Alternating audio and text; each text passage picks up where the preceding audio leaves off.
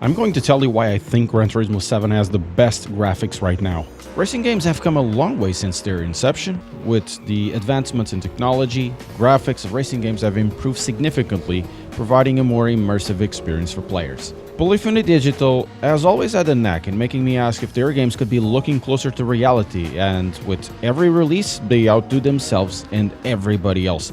Honorable Lista 2 has some of the most beautiful representations of weather and light out there. Modo de Assetto Corsa is truly wonderful in many ways, not owing anything to Gran Turismo. Both of these titles, just like Gran Turismo, can be easily mistaken by real life. Assetto Corsa specifically has so many graphics mods, which in itself can be its own game, trying to make the visuals your own. It's truly fantastic, and also Assetto Corsa Competizione is one of those titles capable of tremendous graphical fidelity, though the graphics can be blurry at times. Even though all of these graphics are great, I still think that Gran Turismo 7, as of this moment, has the edge on them. Say what you want about console graphics and their capability, but any quick look will tell you that Gran Turismo visuals are something incredibly special, and in my opinion, they are above any PC titles at this moment. Graphically, Gran Turismo 7 is the best looking racing game ever developed. The cars, the models, the tracks are absolutely stunning. This is further helped by Polyphony Digital's vision of what should constitute light. Photorealism, or just realism, isn't just about the assets, but also about how the light performs.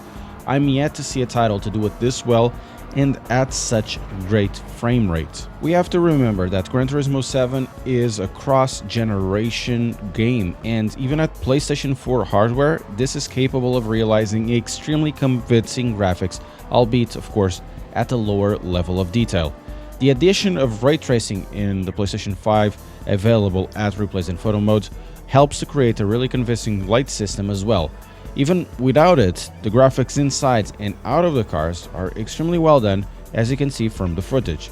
The way that the light works, replicated by the monitors and by the TVs going through our eyes, is what I consider the most color accurate and convincing display in racing titles. It really becomes fascinating watching all the replays, the escapes, or racing with this color and light fidelity. The developers seem to have taken lighting data from different times of day and weather conditions and used it to simulate them in the game accurately. The colors, the surfaces, the materials in the game respond realistically to different lighting conditions, such as shadows cast by the sun or the reflections created by streetlights at night. It is seriously impressive when working in tandem with all the high-quality game assets, the rain, and in multiple driving conditions. Gran Turismo 7 boasts some of the most realistic and detailed graphics in any racing game to date, from the sleek and shiny exteriors of cars to the intricacies of the interior dashboards, the details of the track designs. Every detail has been meticulously crafted to provide a realistic and immersive experience to players. It also features some of the most impressive weather and lighting effects in any racing game, but the lighting effects are also incredibly realistic, with the dynamic lighting creating a sense of depth and realism that is unparalleled in any other racing game. Rain or shine, all the locations, all the assets will feel extremely lifelike, and I don't think there's a way Gran Turismo looks badly composed. However, there are a few key features in my opinion that sets this title apart from other racing games, and they work quite well in an unparalleled way. First of all, we have to talk about the asset quality, which is absolutely second to none. The cars are beautiful, well detailed to the point that it borders the obsessive compulsive. The car interiors have an unmatched levels of detail. You have the selection of textiles, the materials on the dashboards, the stitching, the models for every part.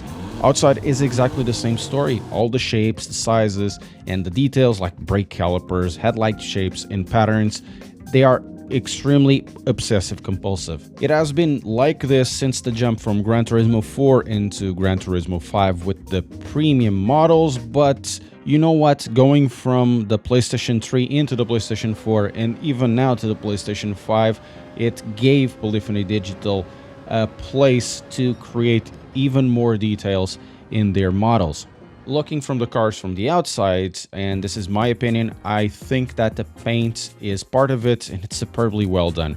It has layers, it has sparkle, Some of the special colors like the Lexus Blue or the Ferrari Rosso Corsa, which are both paints with layering and colored ones.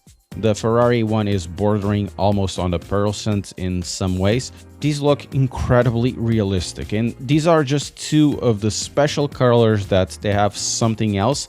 There are still other manufacturer colors that are also special, and then you have the other types of colors which are basic like metallic or matte or otherwise, and they are available with a level of obsession that is second to none, and I don't see this in any other racing game.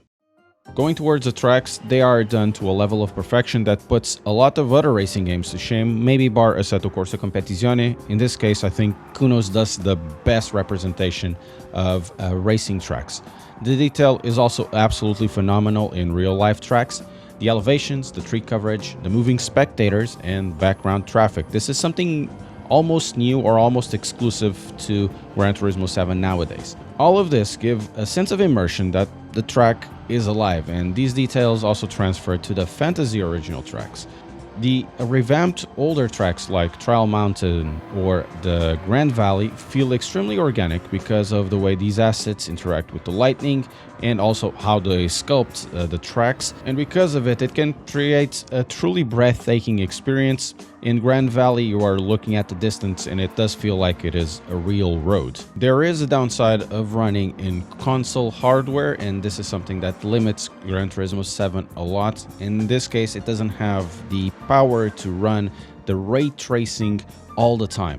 Gameplay is run without ray tracing, and you can only really access ray tracing when you do the photo modes or when you access the replays if you have activated the ray tracing model. This comes at the cost of lowering the FPS during the replay to around 30 FPS, while the frame rate replay will have 60. In my opinion, the base game without the ray tracing is already done well enough that even when having the ray tracing, it does improve the quality a slight bit, but since the base is already done so well, you really don't notice a large uplift in quality. It's also a bit sad that not every track will have the 24-hour cycle or the weather capabilities, and I think the PlayStation has the capability of running that, but since this is a cross-generation title, it has to be beholden by the older hardware, so it can be run in both generations that include the PlayStation 4, the PlayStation 4 Pro, and the PlayStation 5. Still, while looking this good, there is something that I can criticize in the PlayStation 5 and in the PlayStation 4 gameplay, is that the highlights are a bit too overdone